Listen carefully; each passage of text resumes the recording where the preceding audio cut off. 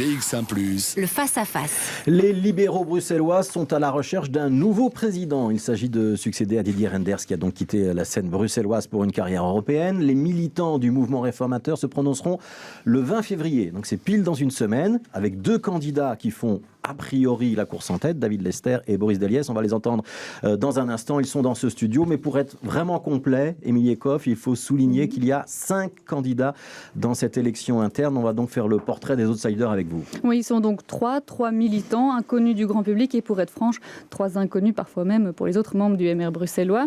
Alors le premier candidat est Michel Herremans. Ce n'est pas la première fois que ce retraité de 66 ans se présente aux élections. Il s'était déjà présenté aux dernières élections régionales, mais sans succès. Il a aussi été candidat plusieurs fois à la présidence du parti, mais sa candidature n'a jamais été avalisée par le conseil du parti. Alors aujourd'hui, il se présente avec un programme où il dit vouloir notamment combattre les illégaux et relever les pensions à plus de 1 500 € par mois. Le deuxième candidat est Jean-Paul Coffrier, un défenseur de la Belgique unitaire. Il a grandi à Bruxelles, mais a passé quelques années à Gand. Et dans sa candidature, il insiste d'ailleurs sur l'importance de la pratique du français ou du néerlandais pour toutes les personnes qui se disent belges. Il veut également revoir la formation pour diminuer le chômage chez les jeunes, dit-il. Enfin, le troisième candidat est Mohamed Beznaghia. Il a 36 ans. Alors lui n'a intégré le mouvement réformateur que depuis 1 an, mais il veut s'impliquer à temps plein en politique. D'origine tunisienne, il espère à la fois agir sur la politique belge, mais aussi sur la politique tunisienne. Alors dans son programme, il propose notamment d'établir des contrôles en tout genre en matière de santé et encourager les formations dans les métiers en pénurie. Alors voilà pour les 3 outsiders en lice pour la présidence du MR bruxellois, mais ils ont clairement peu de chance. Et ils en ont conscience de l'emporter face à vos 2 invités, Fabrice. Voilà, et on précise que les professions de foi de ces 3 candidats seront sur notre site internet bx1.be si vous voulez en savoir un petit peu plus sur leur programme. On accueille donc Boris Deliès et David Lester, qui sont donc 2 de ces 5 candidats à la présidence du mouvement réformateur. Boris Deliès, c'est Uccle. David Lester, c'est Watermal-Boisfort. Je vais d'abord vous poser la question sur ce que c'est qu'être président du MR bruxellois. C'est un poste stratégique. On y a vraiment du pouvoir ou c'est juste une gommette, une sorte de reconnaissance honorifique parce qu'on a fait une belle carrière? Je pense que c'est... Alors c'est Boris Deliès qui commence. Pardon, bonjour. Je pense que c'est d'abord et avant tout beaucoup de travail et de disponibilité. Donc c'est aller dans toutes les communes, dans toutes les sections, à Bruxelles, en périphérie. C'est organiser les choses, c'est soutenir, c'est porter et c'est apporter de la structure. Donc c'est vraiment un travail, je pense, d'organisation d'abord. De coordinateur? Certainement. Ouais. David Lester, même définition ou définition différente? Non, on peut parfaitement se rejoindre. C'est aussi un grand honneur. C'est aussi pouvoir chapeauter le travail sur une vision urbaine pour Bruxelles, et une vision qu'il faudra après pouvoir aller tester, convaincre sur le terrain, avec les sections locales, tout en mettant le main dans le cambouis dans toute une série de sections qui ont besoin d'aide, qui ont besoin de soutien. Donc c'est vrai que c'est un travail qui est extrêmement intense, mais c'est un grand honneur de pouvoir... espérer le devenir. Ouais, concrètement, le président d'une régionale, il fait quoi? Il désigne. Est-ce que c'est lui qui désigne les candidats aux élections communales, aux élections régionales, aux législatives pour l'arrondissement de Bruxelles? Est-ce que c'est lui qui fait les listes? Est-ce que c'est lui qui nomme les ministres à la région bruxelloise si le mouvement réformateur remonte un jour à la région bruxelloise? Non. Vas-y. Non, c'est d'abord les... Vous dites les non. listes. Non, dans les statuts, c'est pas prévu comme ça. Non, il y a une réalité, si vous voulez, c'est le président national qui nomme les ministres. D'abord, même au niveau régional, ce qui est bien normal. Les têtes de liste dans les communes, là, si vous voulez, il peut jouer en effet un rôle utile, mais il est évident que le président ne va pas venir expliquer dans une commune, dans une section, voilà, ça doit être un tel ou un tel. Ce sont d'abord les sections locales qui doivent pouvoir en leur sein s'exprimer. Et ensuite, il doit pouvoir venir apporter tout le soutien à la fois logistique, je dirais aussi une aide dans les négociations avec les autres partenaires potentiels, et puis aussi faire en sorte qu'on puisse délivrer un message, se mettre d'accord sur le message qui ne sera pas forcément le même au sud, au nord, au sud-est ou au sud-ouest ou en périphérie, pour apporter à nouveau plus de puissance et faire en sorte qu'on puisse gagner les élections. Donc si je vous entends, il n'y a pas tellement de pouvoir. En en tout cas, il a beaucoup de responsabilités, beaucoup de devoirs. Ça, c'est certain, plus que de pouvoir, selon moi, oui. Ouais. David Lester? Absolument. Je pense aussi que en fait, le travail le plus important du président de la régionale, c'est pas au moment où il faut confectionner les listes, c'est bien en amont. C'est pas les 3-4 mois qui précèdent l'élection, c'est les 3-4 années qui précèdent, où il faut s'assurer que la liste qui sera confectionnée soit la plus forte possible et que les idées aient déjà été répandues un maximum dans les quartiers, dans les rues des différentes sections locales. Et donc c'est ça le rôle le plus important du président de la régionale, c'est tout le travail en amont. Ouais. Alors, c'est quoi le bilan de Didier Reynders à la tête de cette régionale? Ça a été un bon chef d'équipe, il a fait tout le travail que vous venez d'écrire. On va changer de l'ordre, on va commencer par David Lester cette fois-ci. Il a fait un énorme travail, moi je l'ai suivi en tant que vice-président, j'étais dans les coulisses, c'était un travail très humble, section par section. Alors c'est vrai qu'il était souvent absent, mais extrêmement disponible lorsqu'on l'appelait, lorsqu'on lui envoyait un SMS pour avoir besoin d'un soutien, d'une aide. Et c'est vrai qu'il y a eu des difficultés pour concrétiser le deuxième tour. C'est-à-dire toutes ces négociations, tous ces échanges interpersonnels qui suivent la fin ou la fermeture des bureaux de vote. Ça veut dire qu'il n'a pas réussi à négocier avec, par exemple, le Parti Socialiste et Écolo pour ramener le MR à Bruxelles? Ça veut dire qu'il y avait un mot d'ordre de toute une série de partis de gauche, de mettre le MR dehors, et ils y sont parvenus dans de nombreuses communes, il faut le reconnaître, mais tout le travail en amont, ça Didier Reynders le faisait. Oui. Boris Diliès, même question, le bilan de Didier Reynders? Moi d'abord je dirais que je suis toujours heureux lorsque toute personne a envie en effet de soutenir le MR bruxellois, et tant mieux si c'est avec bienveillance. Je pense qu'il y a une réalité, on a perdu en 5 ans 2000 membres, c'est beaucoup.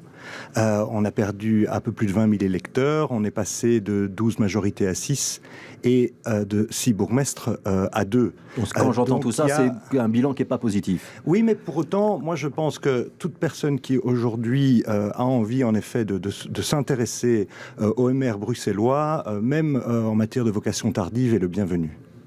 Vous visez quelqu'un? Je vous expose ce que je ressens. Ouais. Est-ce que votre parti, le mouvement réformateur, il n'a pas un peu raté le virage de la diversité à Bruxelles? Quand on regarde la composition de vos groupes parlementaires, par exemple, il n'y a pas beaucoup de personnes issues de l'immigration. Est-ce que vous avez bien saisi l'évolution sociologique de la ville? Est-ce que ce n'est pas ça le problème? On a peut-être eu ces dernières années des difficultés à aller porter notre message vis-à-vis de cette nouvelle sociologie bruxelloise, ce qui est une grande richesse, ça il faut le reconnaître. Et donc ce sera certainement un des grands engagements pour le prochain président de la régionale. Ça veut dire quoi? C'est-à-dire qu'on va faire la discrimination positive? Pas du tout, parce que nous, évidemment, au mouvement réformateur, c'est toute la difficulté pour le mouvement réformateur, c'est qu'on ne veut pas verser dans la facilité, on ne tombera pas dans le communautarisme. Et donc on voit que ce communautarisme ces derniers mois, ces dernières semaines, trébuche pour la première fois. Je pense que c'est une bonne chose. Mais nous, ce que nous voulons, c'est s'assurer que nous ayons des candidats qui défendent un projet qui repose sur un socle commun de valeurs fondamentales partagées, et nous ne sortirons pas de cette logique-là. Boris Diliès? Mais moi, je pense qu'on doit travailler en effet sur l'identité du MR bruxellois. Vraiment développer cette identité, parce que je suis convaincu que notre message, il est susceptible d'intéresser tout le monde, qu'on porte un serre-tête à Woluwe-Saint-Pierre ou qu'on soit en Djellaba à Scarbeck. Je pense que vraiment chacun recherche avant tout la qualité de vie dans son quartier. Donc je pense que notre message, il doit pouvoir se porter partout, mais justement c'est à nous déployer, à aller l'expliquer partout, à arrêter certainement de se dire tiens là on ne peut pas aller parce que c'est telle ou telle soi-disant chasse gardée. Et donc là, une fois qu'on aura vraiment défini notre identité, on pourra aller la porter, et je suis convaincu qu'à ce moment-là on pourra expliquer que le message libéral il s'adresse à tous et que nous ne sommes certainement pas des conservateurs. Ouais. Il y a des différences de programme entre vous deux, ou c'est juste une différence de style, de caractère? Est-ce que l'un est plus libéral, plus à droite, plus centriste, plus ouvert l'un que l'autre? Dites-moi, Boris Diliès, qu'est-ce qui vous différencie de David Lester? Et puis on fera l'exercice inverse juste après. D'abord, je voudrais dire, parce que c'est une réalité, c'est qu'on s'entend très bien. On s'entend très bien, on va déjeuner ensemble sans raison particulière. Je pense que c'est important. Donc on ne verra pas les scènes entre Denis Ducarme et Georges Boucher qui refusaient de débattre l'un avec l'autre. Ce ne sera pas le cas à Bruxelles. D'hostilité, ni avant, ni après, ça, c'est une réalité. Et je crois que c'est important de le rappeler, parce qu'on On dit souvent que la politique est dure, c'est parfois vrai, c'est pas un monde de bisounours, mais il y a une réelle estime réciproque. Alors, on est tous les deux des libéraux, ça ne vous aura pas échappé, et on a tous les deux la volonté de bien faire les choses. Maintenant, évidemment, on a forcément, ça c'est humain, des parcours, des expériences qui sont variées et qui sont différentes, et ça c'est bien normal. Oui, je pense qu'il n'y a pas de destin sans honneur, donc vous ne me verrez pas dire un discours différent de celui de Boris. D'ailleurs, je pense que c'est un des beaux avantages de cette campagne-ci, c'est que ça nous a en fait davantage rapprochés, même si on n'est pas très loin physiquement, puisqu'on habite l'un à côté de l'autre pratiquement. Pour le reste, c'est vrai qu'il y a des parcours différents. Moi, j'ai cette chance d'être président de CPS. Je ne suis pas Bromé, je suis président de CPS, donc j'ai cette finalité sociale peut-être parfois un peu plus poussée encore, mais voilà, pour le reste, honnêtement, chaque fois qu'on a eu un débat, c'était encore le cas hier soir, vous essayez de nous différencier et vous n'y arriverez pas. À ce niveau-là. Il ne faut pas qu'il y ait deux candidats alors. Il faudra. Ça, moi, je trouve que c'est plutôt positif, malgré tout, qu'il y ait plusieurs candidats, parce que ça permet aussi un déploiement. Et donc, là, je crois qu'au niveau de nos membres, je pense qu'ils seraient déçus si on leur dirait, voilà, il y a une seule et unique personne. Mais encore une fois, le fait d'être, si vous voulez, dans une compétition, ça ne doit pas être la guerre, ça n'est vraiment pas ça. Et puis, au mouvement réformateur, on n'a pas cette culture du candidat unique. On l'a vu au niveau national, on le voit maintenant ici au niveau régional, et on a aussi eu cette culture du débat. Nous, on a osé, contrairement peut-être à d'autres partis, à venir sur votre plateau, sur d'autres plateaux, et à tenir des débats publics très démocratiques, et je pense qu'il faut aussi pouvoir le souligner. Ouais, alors je vais vous poser quand même une question d'actualité. On est en plein dans les négociations fédérales. Je sais que c'est pas l'objet de la régionale et de l'élection qui vous occupe, mais il faut négocier avec la NVA, considérer que c'est un parti comme les autres avec lequel on doit faire des accords, ou, comme l'a dit par exemple François De Smet, président de Défi, estimer que la NVA est un parti pas comme les autres, qui a les couleurs et certaines pratiques d'extrême droite, pour reprendre les propos qu'il a tenus. Je pense qu'on sera tous d'accord pour dire que la NVA, c'est certainement pas notre tasse de thé en tant que telle. Mais il y a une réalité. Et vous avez gouverné avec, Absolument, donc je vous le confirme. Mais il y a une réalité, c'est que, qu'on le veuille ou non, c'est le premier parti de Flandre, issu d'élections libres et démocratiques, et que moi, je veux bien qu'on dise non, pas celui-là ou pas celui-là, mais je pense que la force du MR, précisément, et c'est ce qu'a rappelé à plusieurs reprises Georges-Louis Boucher, c'est que nous, on parle à tout le monde, parce qu'à un moment donné, l'électeur se prononce, il y a un résultat, on aime ou on n'aime pas notre système institutionnel, on peut parler avec tout le monde, on doit à un moment donné atterrir. Boris Didiès, on peut parler avec tout le monde, on peut ne pas avoir envie de gouverner avec tout le monde. Est-ce que vous avez envie de gouverner avec la NVA? Je poserai la même question avec David Lester. Moi, j'ai surtout envie qu'il y ait un gouvernement. Alors, vous dire j'ai envie de gouverner avec la NVA, moi je rêverais d'un gouvernement qui soit ultra majoritairement libéral, parce que je pense que ce serait la meilleure des choses pour les habitants. Mais en même temps, il y a longtemps que j'ai arrêté de croire au Père Noël. Et donc, je pense qu'il faut à un moment donné pouvoir aboutir, et donc il faut pouvoir se parler. Il ne faut pas mettre d'exclusive par rapport à l'un ou à l'autre. David Lester, sur la NVA, c'est l'expérience pendant presque 5 ans avec Charles Michel. Vous faites bien de le dire. Et pendant ces presque 5 ans-là, ce à quoi on a contribué, c'est à créer plus de 300 000 emplois, entre autres, à créer de la richesse, à créer du bien-être. Alors, il y a un moment donné où on n'a plus été du tout d'accord et on a su mettre le haut là. Mais en attendant, travailler sur ce type de programme et sur ce type de développement économique, peu importe avec qui, pour autant que ça permette de créer de l'emploi. Même si ça nécessite des recadrages, pour reprendre cette expression-là, à répétition. Bien entendu, ça nécessite parfois des recadrages, c'est vrai, mais dans tous les gouvernements, vous savez, il y a des difficultés. Parfois, ils sont plus publics que d'autres. Ici, c'est un gouvernement fédéral. Et donc, c'est souvent plus médiatisé que d'autres. Mais croyez-moi, je suis assez convaincu que dans d'autres gouvernements, il y a aussi des difficultés du genre. Ouais. Je vais vous poser une question sur les relations entre les libéraux et Défi, donc l'ancienne FDF, avec lequel vous avez à un moment été en cartel. Elles sont aujourd'hui bonnes avec Défi et son nouveau président François De Smet, ou est-ce que Défi et le mouvement réformateur, ce sont aujourd'hui clairement deux partis concurrents qui se disputent parfois le même électorat? David Lester. Moi, à titre personnel, je m'entends très bien avec François De Smet. Il était pas loin du mouvement réformateur. Sur la NVA, il ne dit pas la même chose que ce que vous venez de dire. Non, mais c'est pas pour autant que je peux quand même bien m'entendre avec lui. Et pour le reste, c'est vrai qu'il n'est pas le premier à taper sur le mouvement réformateur. C'est vrai, mais enfin, je trouve qu'il est quand même un tout petit peu plus circonspect que son précédent président. Il faut pouvoir le remarquer aussi. Le président Olivier Minguin ne faisait qu'une chose. À chaque fois qu'il était interviewé ou qu'il avait un entretien, il tapait sur le mouvement réformateur, putain la ligne. C'était son seul projet. François De Smet, on sent quand même qu'il y a d'autres projets derrière. faire. Pour le reste, je crois qu'il faut respecter Défi. On a eu une période de cousinage ensemble il y a de nombreuses années, et on verra dans l'avenir dans quelle mesure on peut travailler autour d'un même projet ou pas. Ouais. Défi, c'est un partenaire pour Boris Diliès aussi? Moi, j'ai même envie de dire que je pense qu'on a vocation, en effet, à travailler ensemble. On l'a fait très très bien pendant de très nombreuses années. Si vous comparez, faut être honnête, hein, si vous comparez nos programmes, il y a quand même énormément de similitudes, et donc je pense qu'il y a plus d'éléments qui nous rassemblent que d'éléments qui nous divisent entre Défi et l'EMR. C'est un fait, il suffit de regarder les programmes. Alors, je voudrais vous poser une question sur les soutiens de l'un et de l'autre. Il y a eu beaucoup de déclarations. Donc, David Lester a le soutien d'Alexa Bertrand, de Vincent De Wolf, de David Wetzmann et depuis ce matin de Didier Reynders. Côté Boris Diliès, j'ai noté Gauthier Callum, Geoffroy Coumans, Jacques Brochy, Philippe Pivin. J'ai évidemment oublié des gens. Est-ce que c'est important les soutiens ou est-ce que c'est pas ça qui fait la différence? On est toujours heureux d'avoir des soutiens, bien entendu.